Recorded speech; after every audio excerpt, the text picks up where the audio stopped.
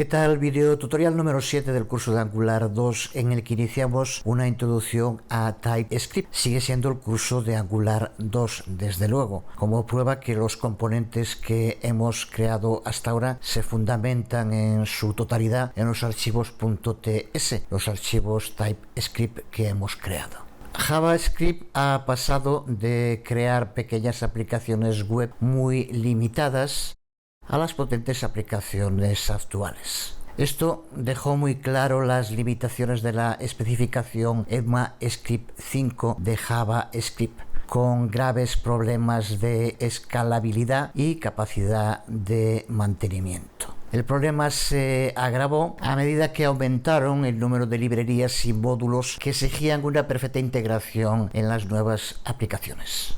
Estas limitaciones obligaron a soluciones complicadas y poco eficaces que lastraban el desarrollo de esta tecnología. Como respuesta a estas preocupaciones se desarrolló ECMAScript 6, también conocido como ES6 o ES 2015, mejorando las funcionalidades para carga de módulos, pero también la propia arquitectura del lenguaje y su sintaxis. La introducción de programación basada en clases fue una oportunidad para adoptar un enfoque más de programación orientada a objetos cuando se construyen aplicaciones a gran escala. El objetivo es convertir JavaScript en un lenguaje capaz de desarrollar aplicaciones empresariales, como hacen Java o C++, mejorando las herramientas y sistemas de análisis del código. Insistir en que TypeScript es un superconjunto de ECMAScript 6, así que si sabes ECMAScript 6 ya tienes muchísimo avanzado para usar TypeScript, o TypeScript te puede servir para introducirte a aprender ECMAScript 6. Todas las características adicionales que incluye TypeScript que no están en ECMAScript 6 son totalmente opcionales. Antes de empezar a ver en detalle el lenguaje, reunimos un grupo de sitios imprescindibles para el trabajo diario con TypeScript. El primero es el sitio oficial, typescriptlang.org. Muy completo, pero en el que destacan sobre todo la sección de aprendizaje que se encuentra dentro de la documentación, con un tutorial de inicio rápido y información muy completa que se está actualizando constantemente.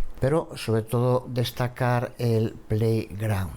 Se trata de un auténtico sandbox que ya incluye trozos de código TypeScript que hacen referencia a sus características más comunes, y ya vemos cómo inmediatamente lleva a cabo su conversión a JavaScript plano. Puedes utilizarlo para familiarizarte con su arquitectura y sintaxis, y también nos va a servir para ir probando los ejemplos que vayamos viendo en el curso. El código para TypeScript es completamente open source, lo tienes completo en GitHub, y los desarrolladores han hecho un gran esfuerzo para documentar las diferentes facetas del código que se encuentran en una wiki disponible en el sitio del repositorio en GitHub.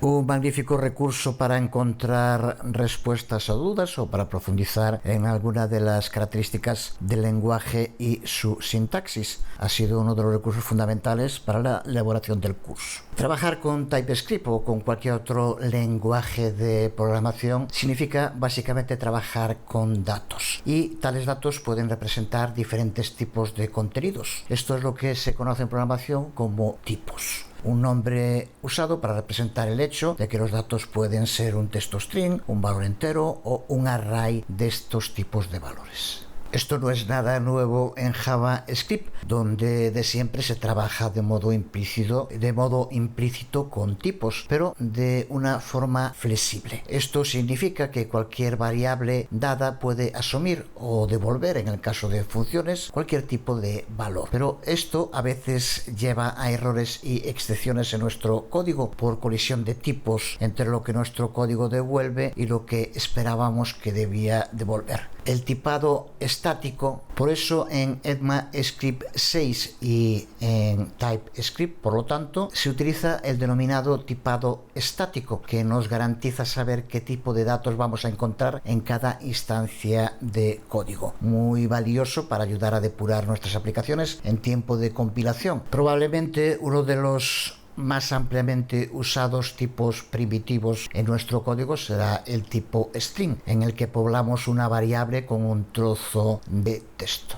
Comprueba en los ejemplos que aquí aparecen el tipo de asignación al lado del nombre de la variable y separado del nombre por un símbolo de 2 puntos. Este es el modo como anotamos tipos en TypeScript. También, igual que en ECMAScript 6, podemos utilizar con los strings tanto comillas dobles, como es aquí en este ejemplo, como comillas simples. Desde luego podemos definir strings de texto de múltiples líneas con soporte para interpolación de texto con variables placeholder con este mismo tipo string. Lo vemos en el playground en un ejemplo. Observa cómo aquí ya podemos ver su salida en JavaScript y cómo utilizamos variables placeholder. Aunque no lo haremos con todos, sobre todo al principio porque son muy sencillos, pero recuerda que este contenido siempre puedes embeberlo en código HTML para ver la salida. Este es el código JavaScript que nos genera en el playground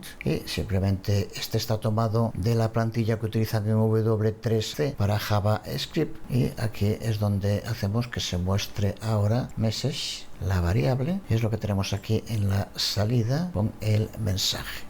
Puedes hacerlo con cualquier otro trozo de los códigos que vayamos viendo. Para crear una variable, como vemos, utilizamos aquí la palabra clave var. Pero TypeScript, lo mismo que ECMAScript 6, permite la utilización de lo que se conoce como declaraciones expresivas, en las que en lugar de var se puede utilizar, lo veíamos aquí en los strings que estábamos utilizando, o aquí en el número, que es el que vamos a ver el siguiente, como en lugar de var utiliza otra palabra clave que es let, que lo que hace es indicarnos que la variable tiene un alcance limitado al bloque encerrado entre llaves más cercano. En esto hay una diferencia respecto a otros lenguajes como C Sharp o Java. Es un alcance de función, no de bloque. Aquí ves en dos ejemplos a que nos referimos. En este que utilizamos var, el resultado que nos va a devolver cuando pulsemos aquí es el valor que se encuentra dentro del bloque. Sin embargo, utilizando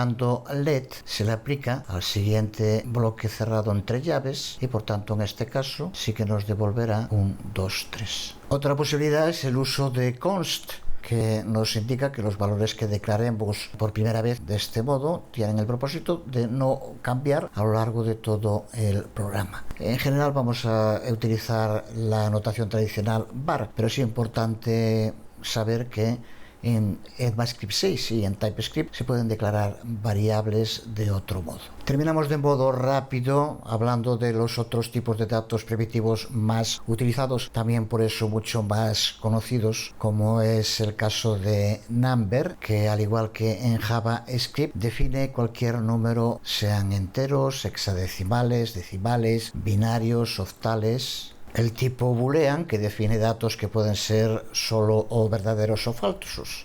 Y por último hoy los arrays, que era uno de los temas que da bastantes problemas en general en JavaScript cuando se le asignan tipos miembros equivocados. Ahora se evitan esos errores mediante la designación del tipo de datos que se pueden incluir dentro del array. Aquí tenemos un par de ejemplos de arrays. Por ejemplo, en el segundo, si aquí quisiéramos introducir algún elemento del array que no fuera número, el comprobador de tipos en tiempo de ejecución se quejará, asegurándose de que nuestros miembros siguen siendo coherentes con el tipo y nuestro código esté libre de errores. Seguimos en el próximo vídeo tutorial, en el que para empezar veremos cómo en determinadas circunstancias ECMAScript 6 y por lo tanto TypeScript permiten seguir utilizando tipado dinámico.